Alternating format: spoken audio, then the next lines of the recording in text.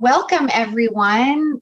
Good morning, good afternoon, good evening, wherever you may be in the world.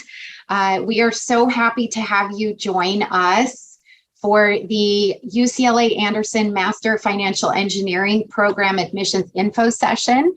And just a little bit about the format of the session. I will go through a number of really important things that you all are needing to know about the application process and admissions and those important things. And then at the end, if we have additional time, we will make time for Q&A. And so you can either feel free to unmute yourself and ask the question or put the question in the chat box while I'm going through, and then we'll address your questions from the chat box at the end of the session.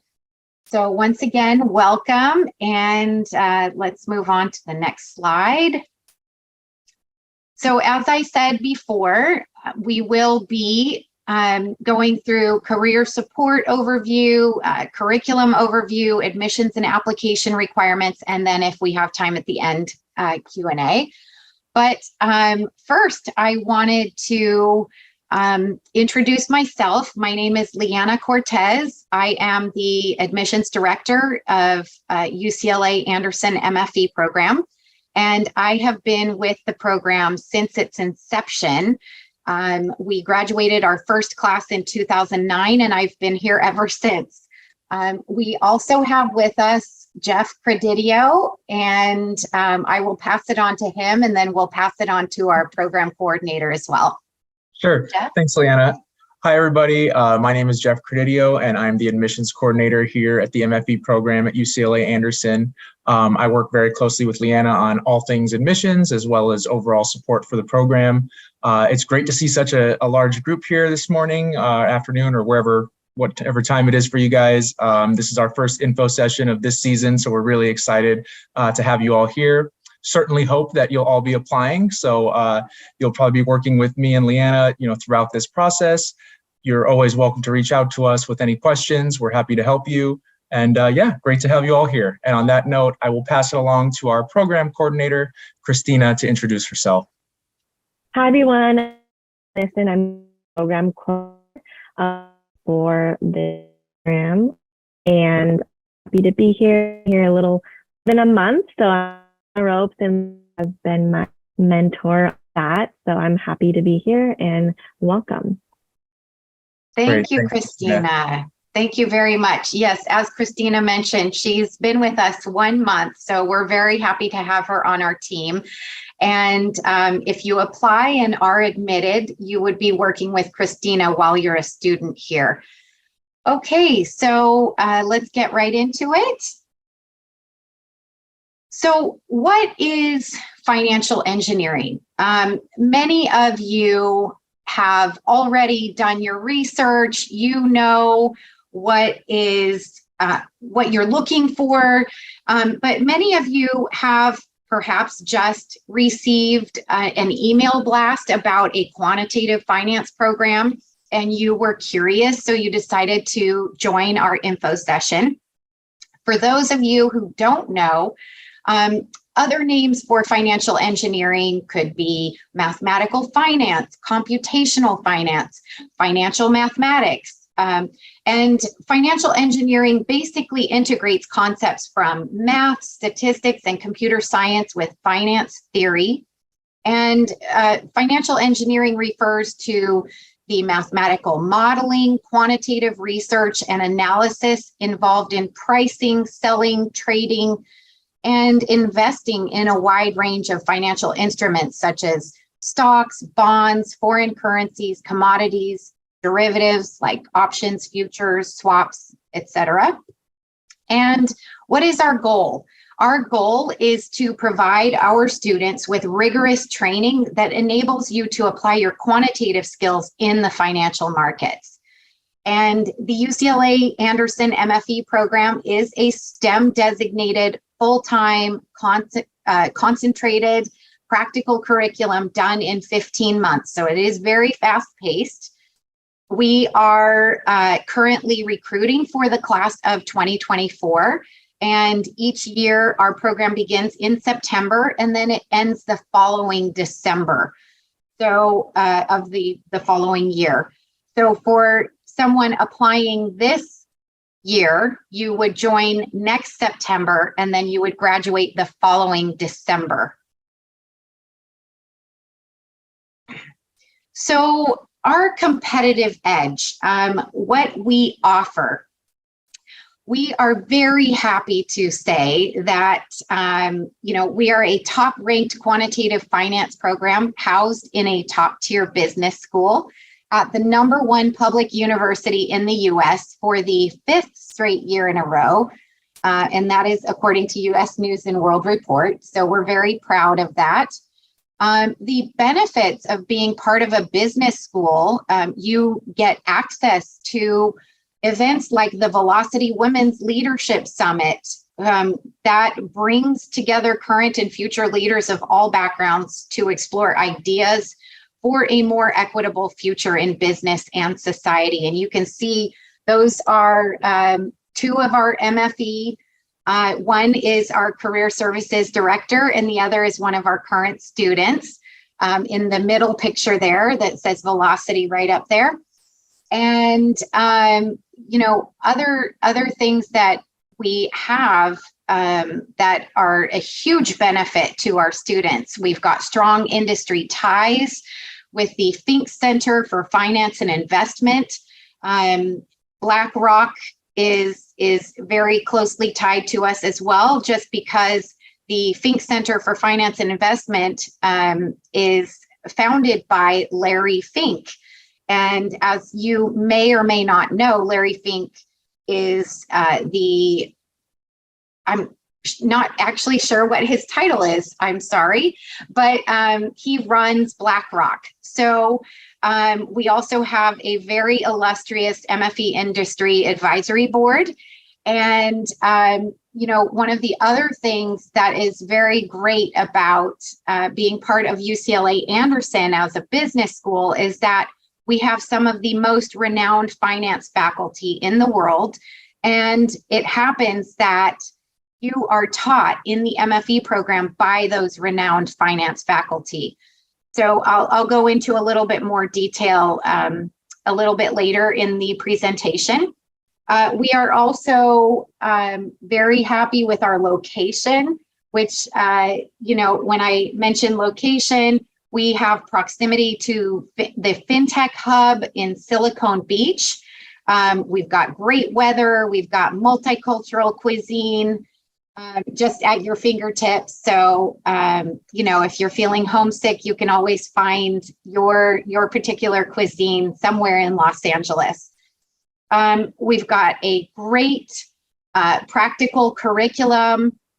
We really promote a collegial and cooperative learning environment. We send our students on team competitions. And as you can see in the upper left-hand corner, you've got 3 students with their medals in hand. They actually won the University Trading Challenge. We won first place. They are now alums of the program, and you will definitely hear from them if you become a student here. We have also, participated in the Rotman International Trading Competition. The MFE program actually sponsors a team of students to participate, and that takes place every February. So we've also got, I'm very happy to say, our 2nd year of our alumni coaching program that was launched last year, and it was such a success that we've actually added more alumni to the coaching program. And so our alumni are always happy to give back and be very interactive with our current students, and you can always reach out to them. So we've also got the Quant Finance Fellowship, and that is partnering with the Fink Center of Finance. This was relaunched. It's it will be the third year in the history of the MFE that we will have students participating in the Quant Finance Fellowship. And those are the students you see on the upper right-hand side. They have since graduated as well. They were our inaugural group that participated in the Quant Finance Fellowship with the Fink Center of Finance. And down in the bottom left corner, you see Armando, who just actually graduated in December. He was one of our students that got a very amazing, one of our many students, I should say, that got an amazing internship at BlackRock. And they were so impressed with him that they offered him a return offer. And he is now working full-time for them from the San Francisco BlackRock office. So these are just, you know, some great things to mention about our program and what we offer, and the fact that you are part of a business school and what you get with that. Another thing I wanted to mention is that we have a very engaged MFE team. As you can see, we've got 3 people on right now, but we have an MFE team that is always willing to jump in and help where needed. And you can always count on us to get the job done and support you the entire way through your program. And also, we do offer support after you graduate as well. So that support does not end when you graduate. We do offer workshops to introduce SQL or SQL, however you say that. It is taught by a former employee from Bain who specializes in statistics and data science. We also have an R workshop that we offer before you even start our program. We send out an MFE newsletter, which helps our students stay informed on networking events and open positions to apply for. So that's always a great touch point. And then this year, we're actually, as part of our career development series, we are offering a communication with impact course. And that will be taught by Professor Bob McCann. He is doing this for the first time for us, and we're very excited because the industry has given us a lot of feedback about what is important when you're on the job search, and communication is one of the top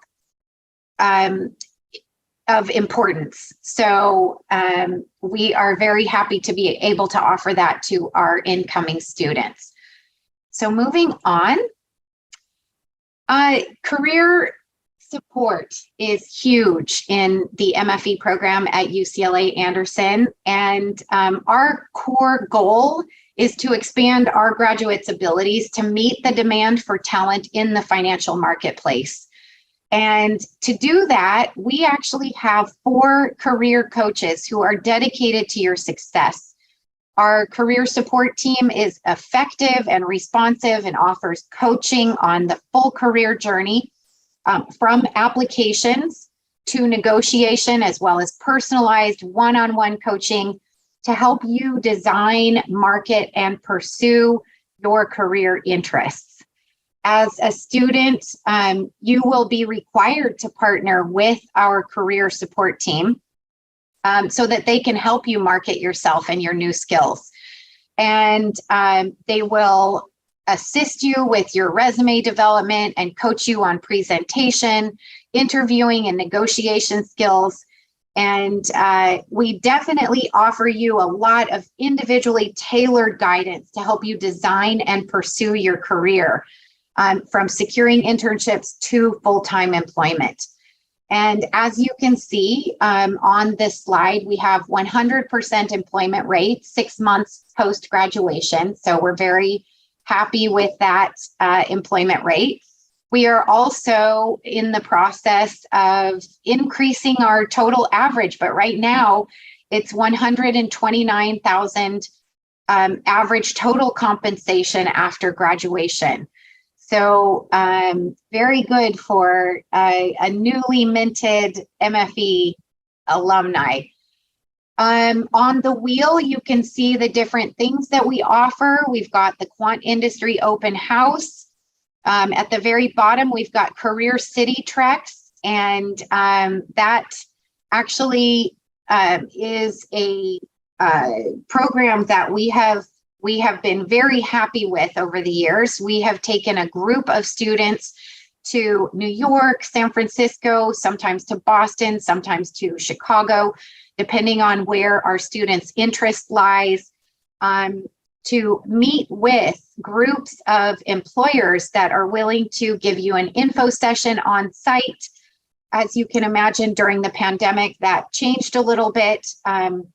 However, this past year, we were able to take our students physically to New York again, and it was a huge success. Our students really benefited from that, and we're hoping we can do that again this year as well.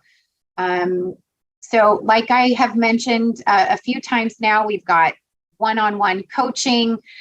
We have a number of networking events that we hold throughout the year. As a matter of fact, we just had in Orange County, which is Southern California, we had a mixer with our current students that were interning down in Orange County and our alumni that work down in Southern California.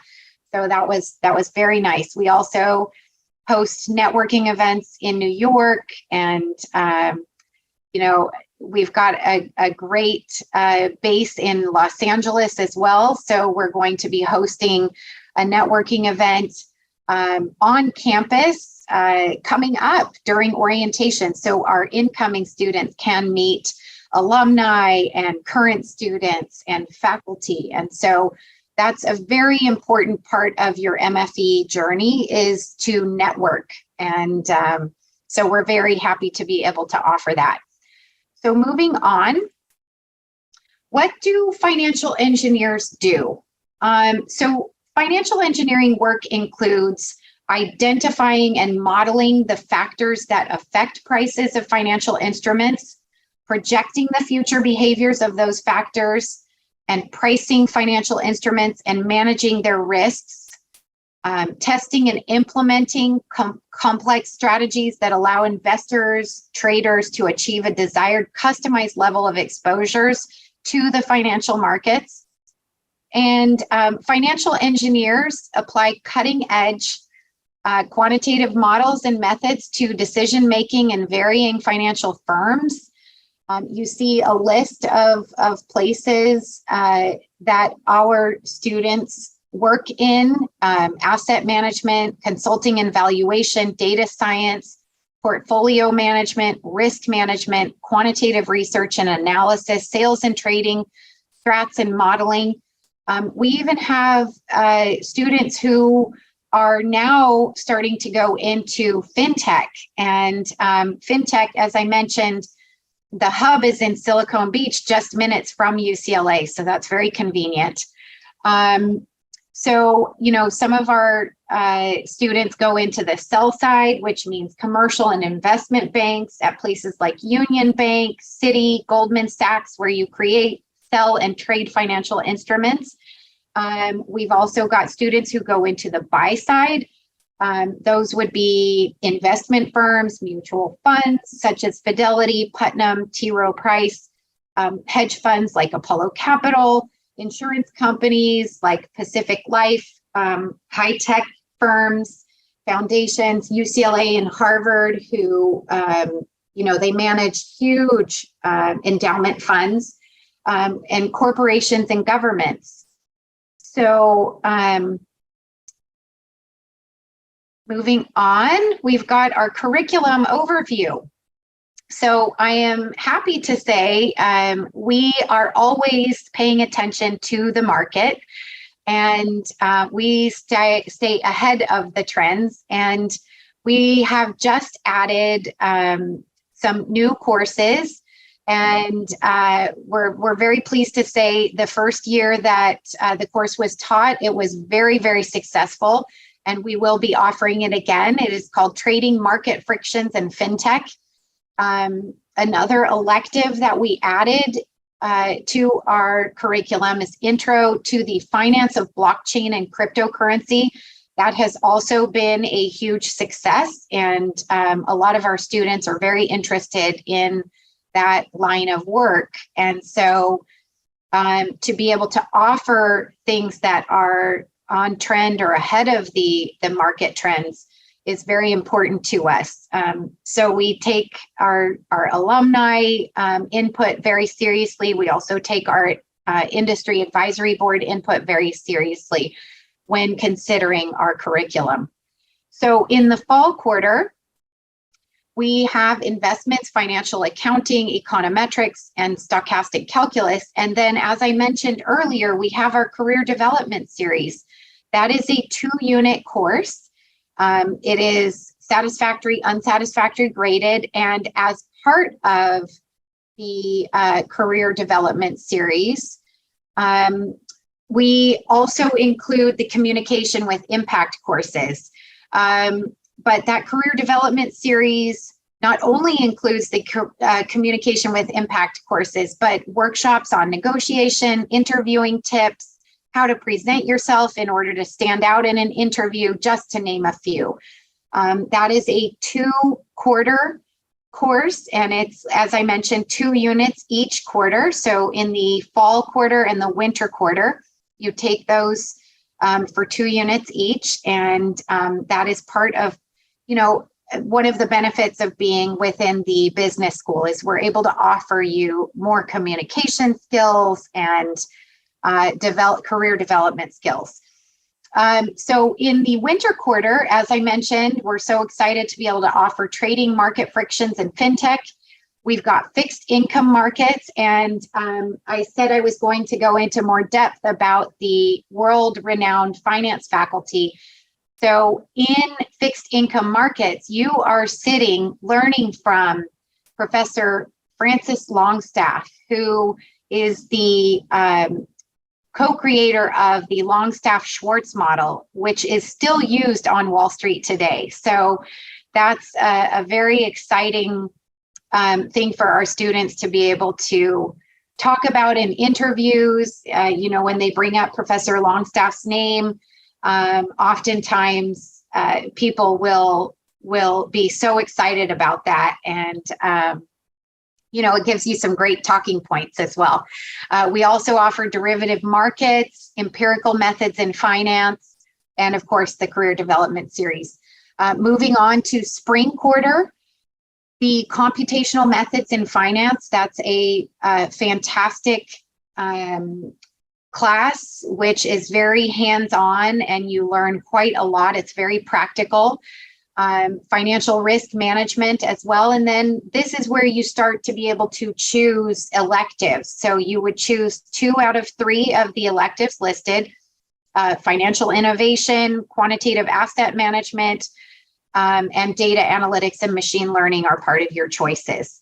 So you move on to summer is when you go on to do your internship or your field work, your research in financial engineering, and then you're actually graded during the fall quarter for that research or that field work that you did during the summer.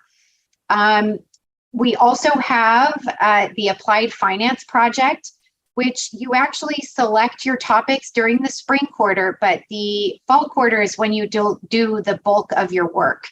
And the Applied Finance Project is hands-on.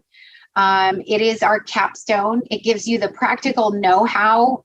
What that means is it gives you the opportunity to apply knowledge acquired through MFE coursework to a real-world financial engineering issue by partnering with a corporate client. And students are able to further develop and showcase their knowledge of quantitative finance, hone their communication skills, and delve more deeply into an area of interest. And projects range from areas including quantitative trading strategies, portfolio management, risk management, hedging, and derivatives valuation, just to name some. And corporate partners might include Accenture, DoubleLine, Citi, KPMG, PIMCO, PwC, Wedbush, just to name a few. So students are required to interact directly with clients, and this allows them the opportunity to gain exposure to potential employers. And oftentimes what happens is the employer is, or the client rather, is so impressed with a student's work that they may even extend an offer of employment. So we always, you always should put your best foot forward. But with that in mind, you should definitely put your best foot forward when you're doing your work for the Applied Finance project. And I don't know if I mentioned it already, but you do earn 72 units by the time you are ready to graduate. That is required through core and elective coursework. So moving on. So I know many of you are curious about the class profile, and this year we have our largest incoming class. We have a class size of 94, so these are the students that will be starting with us in September. And the average age is 24.3 this year. It's usually anywhere between 24 and 26. So, the age range shows you that you shouldn't be worried if you're a lot younger than that. The age range is from 21 to 36 this year. Sometimes it's all the way up to 48, 49. It just depends on the year and those that applied and those that were admitted. This year we have 34% women. I would have liked for it to be higher. Last year we had a little bit higher. I think it was at 43%. So we're always striving to add more women to our program. So bear that in mind. And we've got 87% incoming students are from a country other than the US. We've got 13 countries represented, and our students are coming from not only the US, but Ecuador, Greece, France, Mexico, Morocco, India, Iran, China, Japan, Italy, Spain, Taiwan, just to name, some of those that our students are coming from. So we're very happy to have a very diverse cohort. And just to mention, our class size of 94 will be split into two cohorts. So the classroom itself will be a lot smaller, the environment, and you'll get to know your professors relatively well if you take advantage of when you're in the classroom with them. You will also have, the career development series will be all together, so you'll be able to mingle with your entire class. However, the core courses will be with a smaller group, your cohort, either cohort 1 or cohort 2, and we assign our students into those cohorts at the very beginning of the program. So if we look, the average GPA for undergrads this year is 3.61. The average GPA for graduates, which means those coming to us with a prior graduate degree, had a 3.42. And you can see over in the right hand, the highest degree earned. So 20% of all those who were admitted came to us with a previous master's degree. And 80% of our incoming class had just an undergrad degree, and perhaps they were working for a while. You can see the average work experience on the chart is 2.4 years. That varies between 2 and 4 years every year. As you can imagine, with an age range of 21 to 36, there are some on the spectrum who have had a little bit more work experience, and there are those that are coming straight out of their undergrad. and I will go into that a little bit later. We do accept both the GRE and the GMAT. No preference is given between the two, but the majority of all our applicants submit a GRE score. If you do take the GMAT, aim for a total score of 710 or above. So if you look, we've got the average verbal GRE for this incoming class was 159, so 77%. So bear that in mind when you're taking the GRE. We also have an average quant GRE of 90% or 167. And then regarding the CFA level 1 or higher, 17% of our incoming class have taken and passed at least CFA level 1. And the CFA level 1, what I'm referring to for those of you who don't know, is the Chartered Financial Analyst. And they offer 3 levels. There's level 1, level 2, and level 3. And you can make progress towards the CFA. It definitely depends on what you would like to do with your MFE degree. It's not a requirement, but it certainly helps in certain areas. So take a look at the CFA level 1 and see if that's something. Perhaps you're coming from an engineering background, which leads me to undergraduate majors. So if you see, we've got 69% come to us with an undergrad STEM degree. And that STEM degree includes, but is not limited to, perhaps actuarial science, computer science, engineering, which would be anywhere from aerospace, chemical, civil, computer, electrical, mechanical, software. We also have those that join us with applied mathematics or applied statistics. We also do have some that come from an applied economics background, not just economics, straight economics, and physics. And so those are the majority of our incoming students. That is what they studied in their undergrad. We do have 29% who come with a business administration or a pure economics or a pure finance degree. Oftentimes, if they do come in with that type of undergrad major, they may have minored in math or minored in computer science, or they have taken some additional Coursera courses that props up their quantitative abilities and shows us that they're able to handle the work. And then we've got a very small percentage of those that are coming to us with a degree other than what I've mentioned. And that could include accounting, political science, education, but minored in financial engineering. Those are just a few. We have had some very successful accountants come through the program. We've also had some very successful political science majors come through the program and do very well for themselves. So don't be discouraged if you did not take a STEM undergrad degree. It's not the end of the world. You just have to make sure that you are also supporting your background with those Coursera courses, maybe financial risk management or even multivariable calculus. You're going to, take a lot of the courses that you did not have in your undergrad. We will accept Coursera courses as a replacement.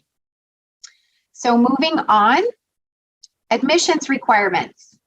We do require a 4-year degree or equivalent, with the exception of those that studied under the Bologna process.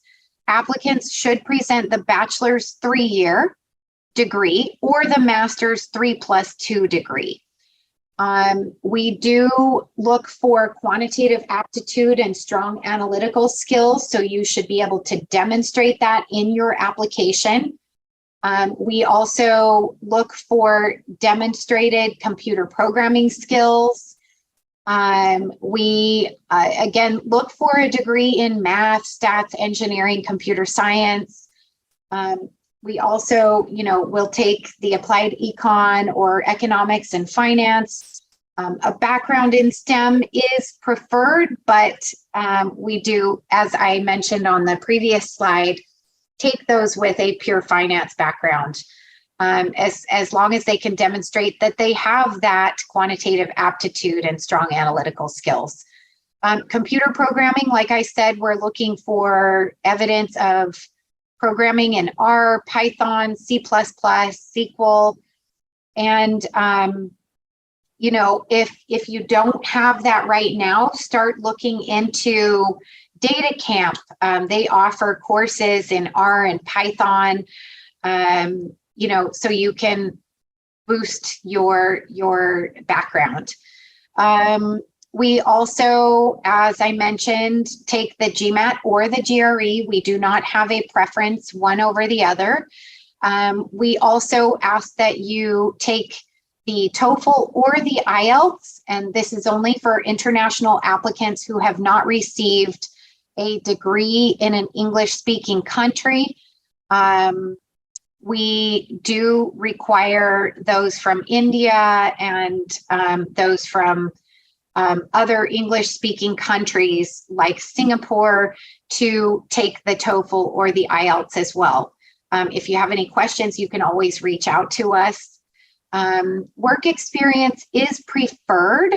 However, I would like to mention that if you have an internship, we normally only ask you to report full-time work, but there are those that have had a substantial internship and would like to talk about that in their application. That is perfectly fine, but if you have an internship that you would like to list on your application, it actually must be verifiable through human resources at that company. It cannot be an informal internship. If it is an informal internship, we cannot verify that it actually happened. And that may be grounds for dismissing your application. So be very mindful of that. It cannot be an informal internship in which you work for someone who works at a company like Goldman Sachs. And, if we see that you listed Goldman Sachs on your application, we're going to ask you about that. I have seen where someone listed, just for instance, Goldman Sachs, and their HR was unable to verify that they actually were an intern at Goldman Sachs. So that causes issues. So please be mindful of that when you're filling out your application, and also be mindful of the types of internships you take. It should be a formal internship. It should not be an informal one. You should have a certificate of completion. You should have pay stubs and those types of things. If it is not a paid internship, it should still be a formal internship in which it is unpaid and the HR can verify. So not to, press that matter anymore, but it is not a requirement. So please bear that in mind as well. Work experience is not required. It is recommended. It is preferred. So moving on to the actual application itself, we have 2 letters of recommendation. And they can be from someone who is in a position above you in your work life, maybe a supervisor who has worked very closely with you, supervising you. It should not be from a friend. It should not be from a family member. These are professional recommendations, and they need to be from someone in a professional capacity. And the other letter, if you are newly graduated from your undergrad and you did a research project with a professor, that's definitely something that you could ask a professor to write a recommendation for you if you're happy with your research and the professor was happy with the research and it was quantitative in nature, that's something that you could definitely ask a professor to provide. So 2 MFE essays and personal statement and statement of purpose, that is a graduate division requirement. The 2 MFE essays overlap the personal statement and the statement of purpose. So we say that if you are feeling like you have gone over enough in your 2 MFE essays, you may upload those same MFE essays in the personal statement and the statement of purpose sections as well, and that will satisfy the graduate division requirement. However, if you feel like you have more to say, please feel free to write the personal statement and the statement of purpose as well. We also do offer an optional essay, which in that part, perhaps you may have a lower than desired undergrad GPA and you want to explain why your GPA was a bit lower than you would have hoped for.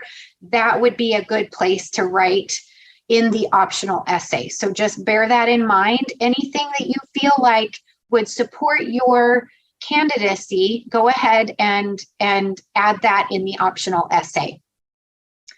So the interview is by invitation only. We do not grant interviews when you write to us asking, can I be interviewed?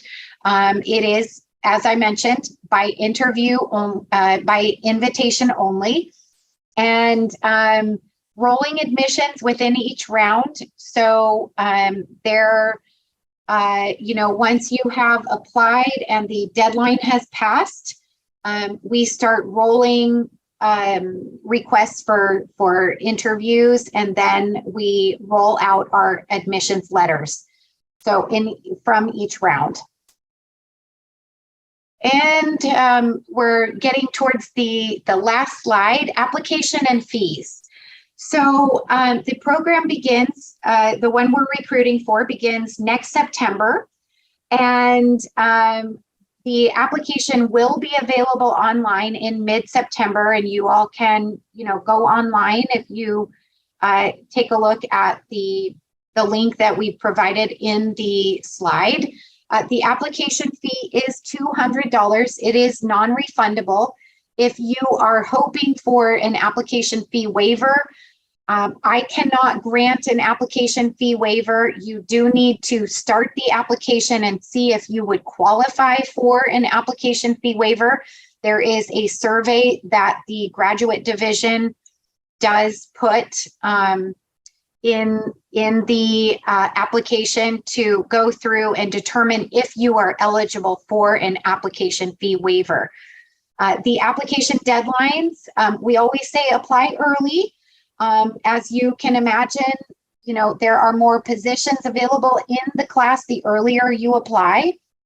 The first deadline is December 31st. The second round deadline is March 1st, and the third round deadline is April 30th.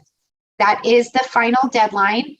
And we do encourage our applicants to apply as early as possible. And but we also do say that you should apply when your application is the strongest. So if you haven't taken your test yet, if you haven't gotten your recommenders all lined up, make sure you start collecting those types of things now. And so that your application will be complete when you send it in to us. So the fees for the current program are $85,276. As I mentioned, these are the fees for the current class of 2023, and they are subject to change for the incoming class of 2024. It may increase a little bit, anywhere between 3% and 6%. Financial aid is available via grad student loans. We have loans for international students available. I'm very happy to say we have Prodigy, Quorum, and Discover, which do not require a U.S. cosigner. So a lot of our international students are able to apply for loans, and that is a way they can pay for their MFE education, which we're very happy to provide. So as you can see, we've got merit-based scholarships listed there. A limited number of merit-based scholarships of varied amounts are awarded to students based on the overall strength of their admissions application and relative strength in the pool of admits. So bear that in mind. You want to be obviously as competitive as possible. Put your best foot forward. That is, starting with your application. Awards are made by the UCLA Anderson MFE Admissions Committee at the time of admission or at any point during the admission cycle.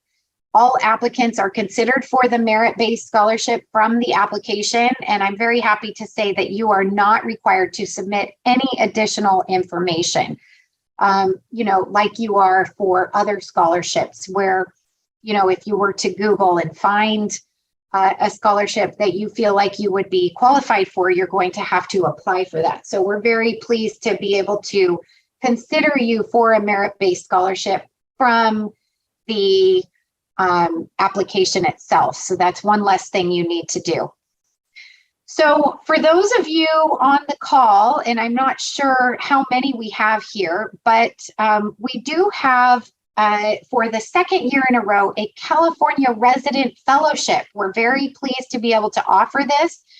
I saw that there was one Californian on our call today.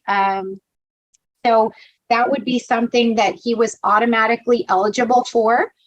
In addition to being considered for the merit-based scholarship, California residents are also eligible for a $10,000 fellowship. And the California Resident Fellowship is available only to California residents who have been offered admission to the UCLA Anderson MFE program. U.S. citizens and permanent residents who have lived in California for more than 1 year qualify as California residents. And there are questions in the UCLA Graduate Division application that will determine whether or not you are eligible. And so there's one that is not actually listed on my slide, but I would like to mention that in an effort to increase diversity within our cohorts, there is a new fellowship that combines financial support with mentorship and an internship at a top LA finance company. So I can't say much more than that because the details are still being worked out, but we wanted to let all of you know about this exciting new opportunity. And we do have one of our incoming students that has become the inaugural recipient of this this new fellowship. So we're very pleased that he's able to join us and that he's able to join us with this new fellowship. And so with that, we come to our Q&A, and I'm not sure if anyone has put questions into the chat box, but yes, we have a number of questions in the chat. So wonderful. Well, I'm glad we have about just about 10 minutes left in the admissions info session. So let's get to it. And let me take a look at the chat and see if we can get through these. Okay, so she'll enjoy. Thank you. Good morning to you, or good evening. I'm not sure where you are, but and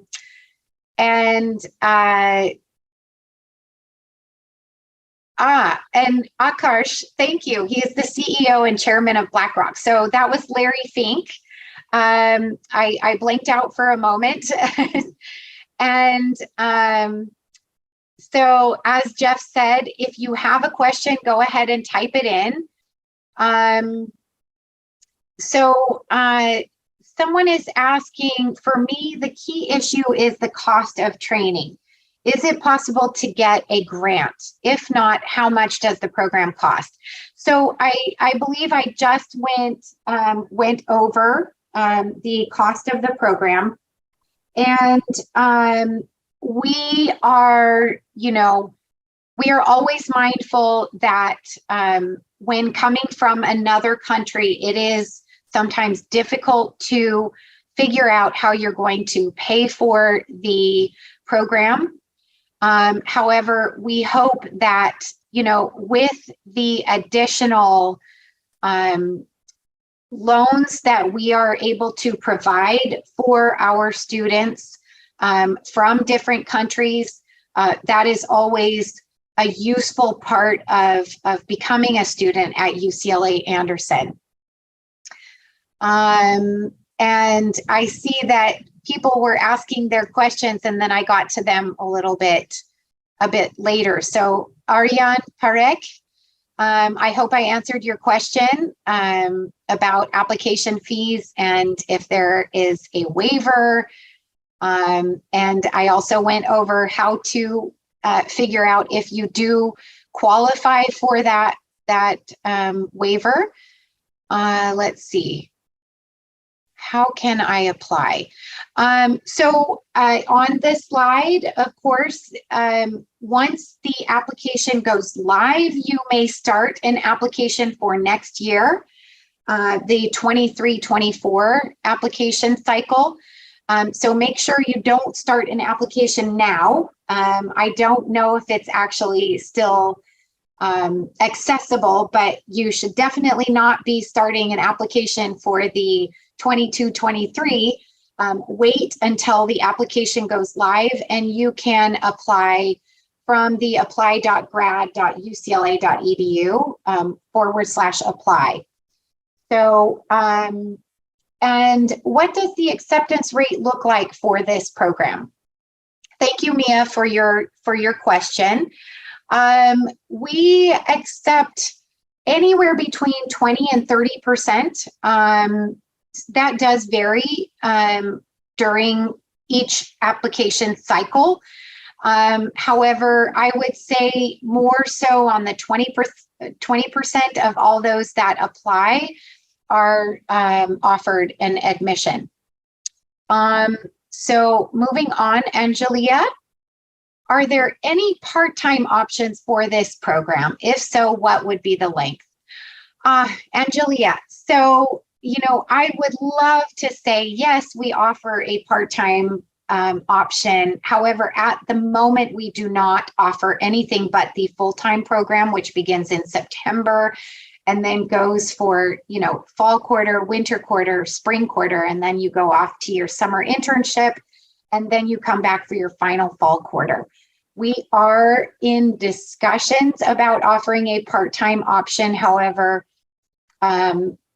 with the university, things always take a lot of time. And so we can't say that we offer anything part-time at this moment. So also, are there certain requirements for us to apply? So Angelia, I believe I already answered your question with the slide in which we went over the 4-year degree or equivalent with all of the necessary application requirements. And then let's see, Ariane is asking, I have a question here. Since I am from computer science background and having very minimal finance background, is it okay to apply? So I think I answered your question in that we are looking for those with a STEM background, and the finance is not necessary to have to apply. As a matter of fact, as you saw in one of my other slides, the majority of all of our students are coming from a STEM background and don't actually have a finance background. That is a great way to determine whether or not you should pursue the CFA level 1, the Chartered Financial Analyst. That is going to give you a good foundation in finance, if you are to study for the CFA and then apply for the exam and pass it. And then, you can always take Coursera courses in finance if you're interested in taking something in risk management, or even econometrics would be helpful. Macro econ is another good class that you should take. But machine learning is also something that I would encourage everyone to take before they, join a program like ours. Let's see. And Mergen is asking, you've probably already talked about this, but do I meet the requirements of the program if I'm 20 years old? Well, we don't look at age. So good news for you. What I would say is you need to meet the admissions requirements that are up on the slide right now versus age requirements. We don't have an age requirement. So same question. I am also from CS background. Okay, Denning, I think I answered your question. So if we're moving down a little further, work experience as in which field is preferred? She'll enjoy. So, when we're looking at work experience, we're not necessarily looking at what type of field you're in, but what you were doing in that job. So we're not talking about an internship in which you filed paperwork or you made phone calls for an executive. We're looking for internships or full-time work where you're actually doing, if it's in engineering, you're doing engineering work. If it's in finance, you're doing, some heavy maybe analysis, some quantitative work in finance. So we're not particularly looking at a certain field, but it should be something that's going to demonstrate your quantitative abilities, and show us that you have the maturity to hold down a full-time position, because that does take a lot of maturity. So that's another thing to bear in mind. And just to clarify, Angelia is asking, just to clarify, the 2 MFE essays plus personal statement are just for graduate students? I'm not sure what you're asking here. Angelia, if you want to unmute yourself and explain. Yeah, sorry. Okay. So I think what I get from your explanation just now is that for undergraduate students who haven't taken graduate, who doesn't have a prior graduate degree, like we would only have to submit the 2 letters of recommendation, or are the 2 MFE essays are also required for the admission process? Oh, no, the 2 MFE essays are required for everyone who applies. That's part of the application process. Got it. Okay, thank you. You're welcome. Okay, so Jeff put financing page in the chat box. Thank you, Jeff. That was helpful. And there is no GRE or GMAT waiver currently offered. We do require that everyone who applies submits a GRE or a GMAT. And the application link is also within the chat box. Thanks again, Jeff. And let's see, David Liu is asking about what percentage of the enrolled students are straight out of undergrad and don't have full-time work experience. David, that's a great question. I would say the majority of all of our incoming students that have enrolled in our program and are straight out of undergrad have only done an internship versus full-time work.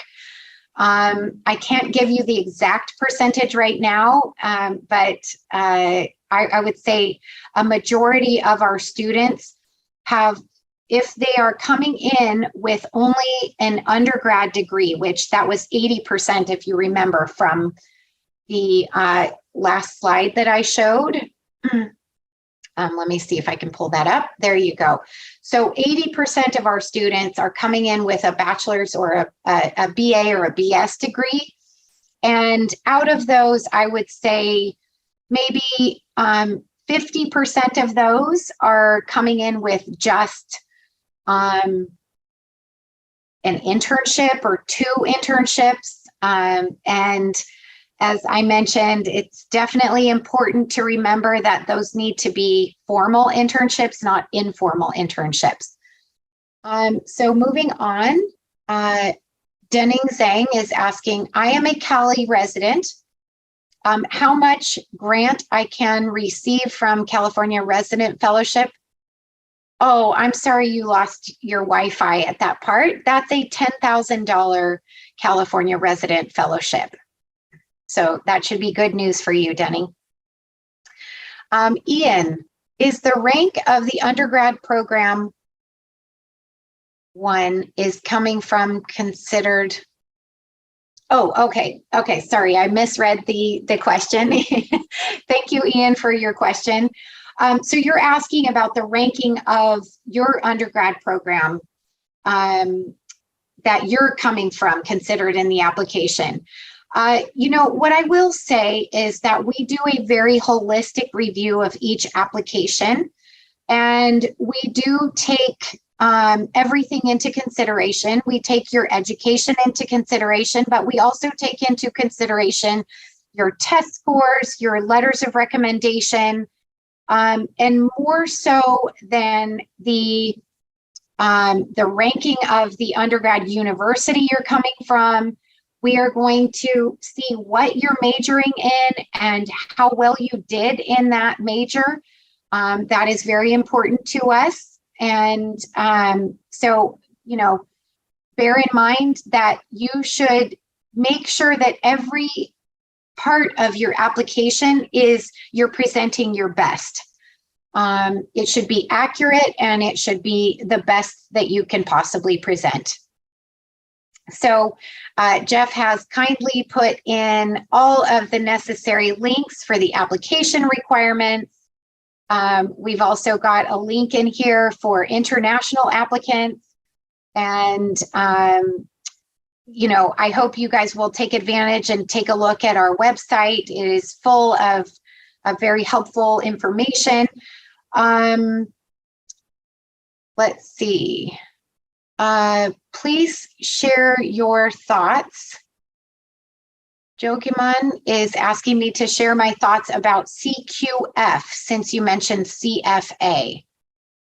The CQF, are you asking, maybe Jogiman, you could unmute yourself and be a little more specific about the CQF? Are you just wondering whether or not we would accept the CQF in place of the CFA?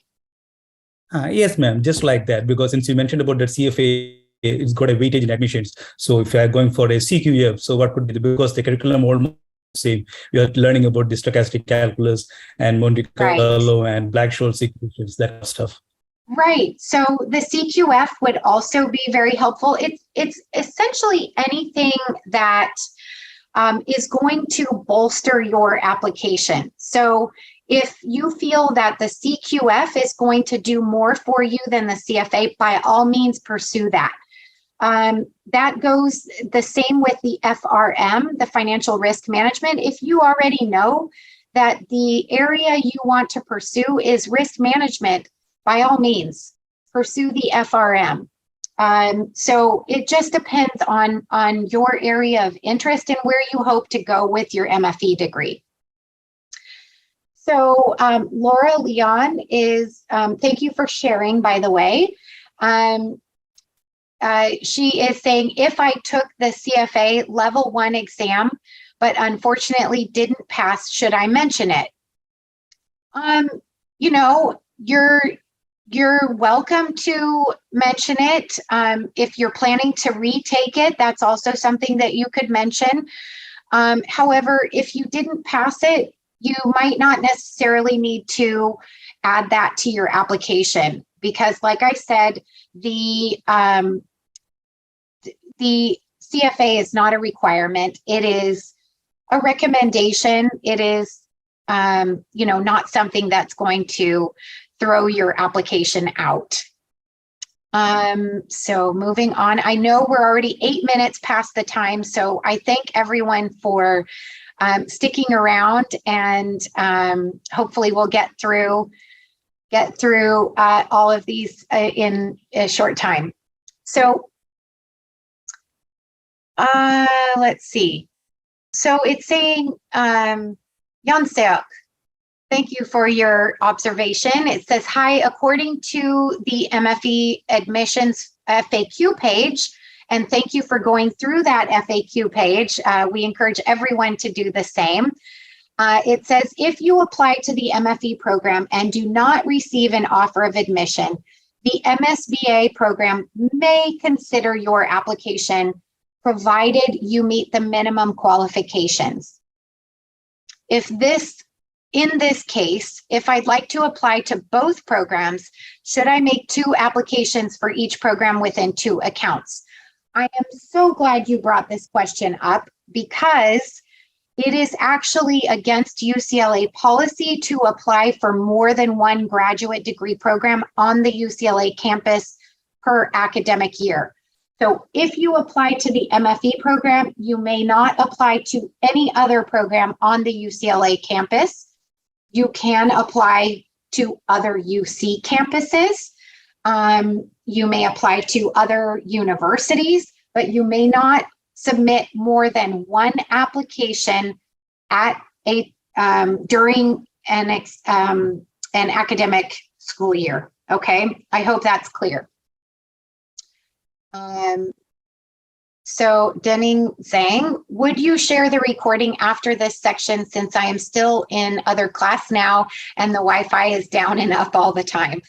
Yes, we are recording this, and we will put it on our website so you can access it. And Shilanjoy, I hope I'm pronouncing your name correctly, but currently I am a VLSI engineer with an MNC in Bangalore. Thanks, got it. Okay, so I must have answered a question of yours. Yeah, Liana. Yes. Thanks so much. Okay, you're welcome.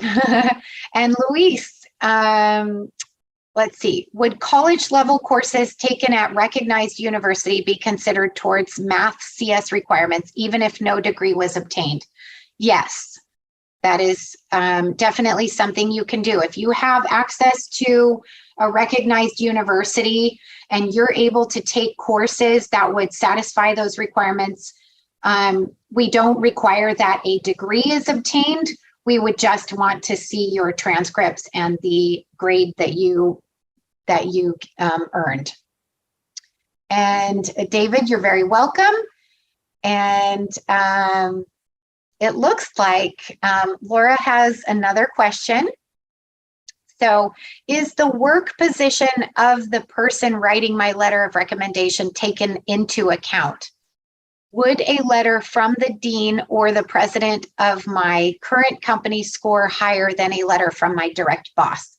No, it would not. That's a great question, Laura. Thank you for asking that.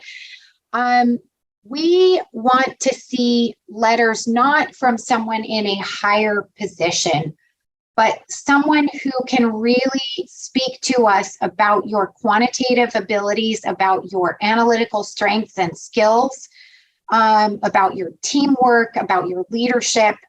And so that is someone who is going to work more directly with you and can tell us an anecdote or talk to us about your day-to-day work ethic and things like that. So a letter from the president or the dean of your current company would not make a higher impact unless that dean or that president was the person you were working directly with.